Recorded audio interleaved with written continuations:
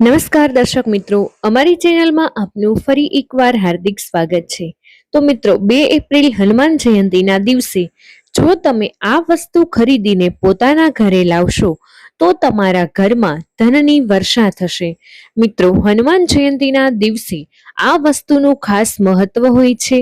આ વસ્તુ એટલી પવિત્ર હોય છે કે જો તમે આ હનુમાન જયંતીના દિવસે પોતાના ઘરે ખરીદીને લાવો છો તો તમને બધી જ સમસ્યામાંથી છુટકારો મળે છે।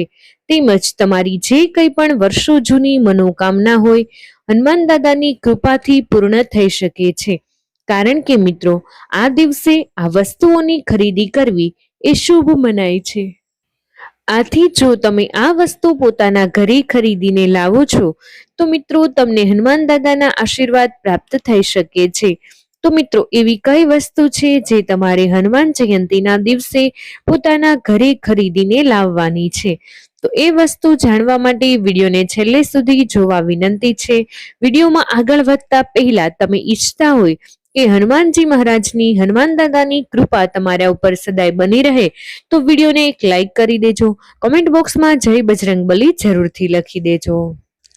તો મિત્રો, હનુમાન જયંતી છે એ આપણા હિન્દુ ધર્મશાસ્ત્રમાં બહુ જ પવિત્ર તહેવાર માનવામાં આવે છે, જે ભગવાન હનુમાનજીના જન્મોત્સવના રૂપમાં શ્રદ્ધા અને ભક્તિની સાથે મનાવવામાં આવે છે। મિત્રો, ધાર્મિક માન્યતા અનુસાર એ પણ ચૈત્ર પૂર્ણિમાના દિવસે માતા અંજની અને વનરાજ રાજા કેસરીના ઘરે બજરંગબલીનો જન્મ થયો હતો। આથી મિત્રો, દર વર્ષે ચૈત્ર મહિનાની પૂર્ણિમા તિથિના દિવસે હનુમાન જયંતી મનાવવામાં આવે છે।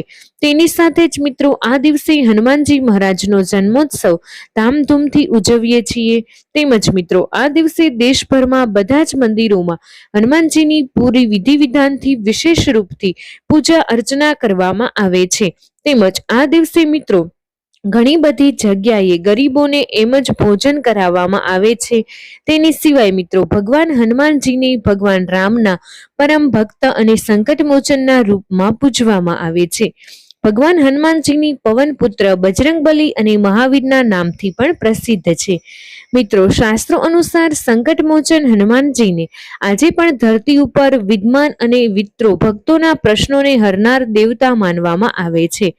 તો મિત્રો, આવામાં 2 એપ્રિલના દિવસે હનુમાન જયંતીના પવિત્ર તહેવાર પર શ્રી રામ ભગવાન અને હનુમાન દાદાના નામનું સાચા હૃદયથી સ્મરણ કરવાથી તેમજ શ્રદ્ધામાં, ભાવથી અને પૂરી વિધિ વિધાનથી પૂજા અર્ચના કરવાથી જીવનના બધા જ સંકટો છે એ દૂર થઈ શકે છે અને વ્યક્તિને ભગવાન શ્રી રામ અને ભગવાન હનુમાનજીની વિશેષ કૃપા પ્રાપ્ત થઈ શકે છે। આની સિવાય મિત્રો, હનુમાન જયંતીના દિવસે ભગવાન શ્રી રામ અને ભગવાન બજરંગબલીની કૃપા મેળવવા માટે લોકો વ્રત પણ રાખે છે, તો શ્રદ્ધાભાવથી પૂજા અર્ચના કરે છે। અને આને સિવાય મિત્રો, વ્યક્તિ છે જે હનુમાન જયંતીના દિવસે ભગવાન શ્રી રામ અને ભગવાન બજરંગબલીની કૃપા માટે વિશેષ રૂપથી પૂજા અર્ચના પણ કરે છે।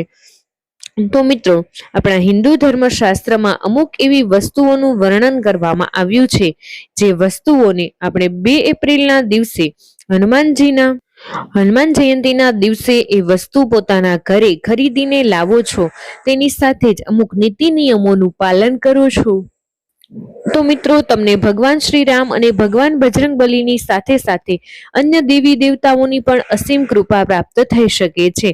કારણ કે મિત્રો, આ વસ્તુઓને હનુમાન જયંતીના દિવસે ખરીદવી એ બહુ જ શુભ માનવામાં આવે છે। જો તમે આ વસ્તુઓને હનુમાન જયંતીના દિવસે શ્રદ્ધાભાવથી ખરીદી પોતાના ઘરે લાવો છો તો તમારા ઘરમાં અન્ન અને ધનના ભંડાર ભરાઈ શકે છે।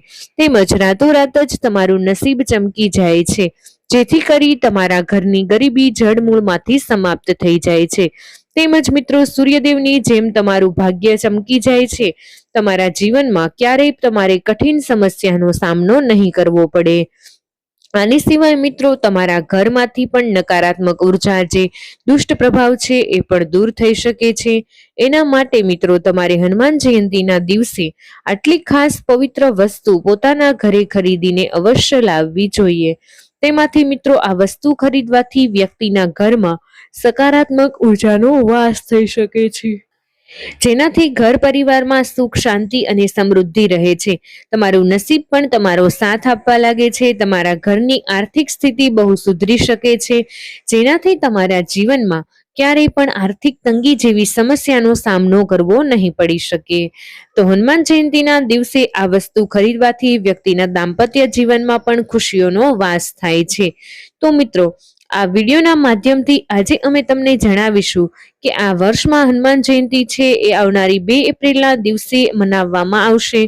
તો મિત્રો, આપણે જાણીશું કે એ દિવસે હનુમાન દાદાની પૂજા અર્ચના કરવાનું શુભ મુહૂર્ત કયું છે, અને સાથે એ પણ જાણીશું કે હનુમાન જયંતીના દિવસે પૂજા અર્ચના કરવાની વિધિ કઈ છે.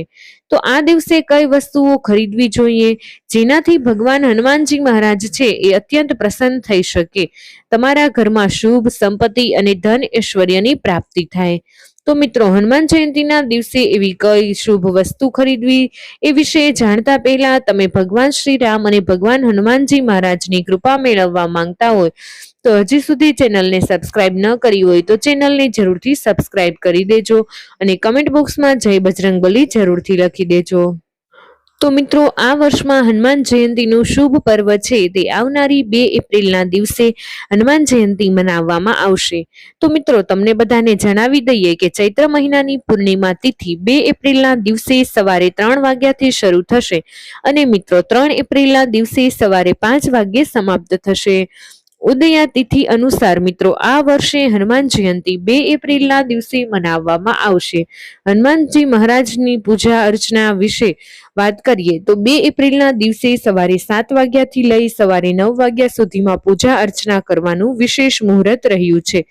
તો મિત્રો, તમે હનુમાનજી જયંતીના દિવસે હનુમાન દાદાની વિશેષ રૂપથી પૂજા અર્ચના કરો છો તો તમને સાક્ષાત બજરંગબલીની વિશેષ કૃપા પ્રાપ્ત થઈ શકે છે. તેમજ તમારા જીવનમાં જે કંઈ પણ બાધા છે, મોટી મુશ્કેલી ચાલી રહી છે, તો બધી જ સમસ્યામાંથી તમને મુક્તિ મળે છે અને તમને સુખ સમૃદ્ધિની પ્રાપ્તિ થઈ શકે છે. મિત્રો, હનુમાન દાદાની સાથે સાથે તમને ભગવાન શ્રી રામના પણ આશીર્વાદ પ્રાપ્ત થાય છે.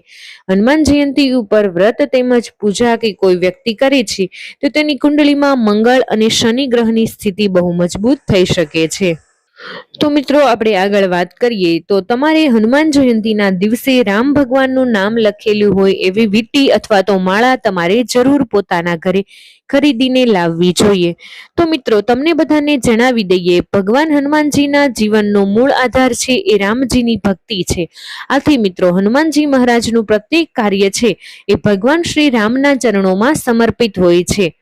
તો આથી મિત્રો, તમે હનુમાનજી જયંતીના દિવસે શ્રદ્ધા ભાવથી રામ નામ લખેલું હોય તેવી માળા કે વીંટી અથવા તો રુદ્રાક્ષની માળા તમે ખરીદીને લાવો છો તો આ વસ્તુ બહુ જ શુભ માનવામાં આવે છે. જ્યારે મિત્રો તમે વીંટી ખરીદતા હોય તો તમારે એક વાતનું ખાસ ધ્યાન રાખવાનું છે કે વીંટીમાં રામ ભગવાનનું નામ અવશ્ય લખેલું હોવું જોઈએ. તેમજ હનુમાન જયંતીના દિવસે આ રુદ્રાક્ષની માળાથી રામ નામનો જાપ કરવાથી એ વ્યક્તિનું ચિત્ત શુદ્ધ થઈ શકે છે, તેનું ધ્યાન કેન્દ્રિત થઈ શકે છે. તેમજ મિત્રો, આ માળા છે એ મનને શાંત કરી શકે છે, ભક્તોના નકારાત્મક ઉર્જાથી દૂર રાખે છે.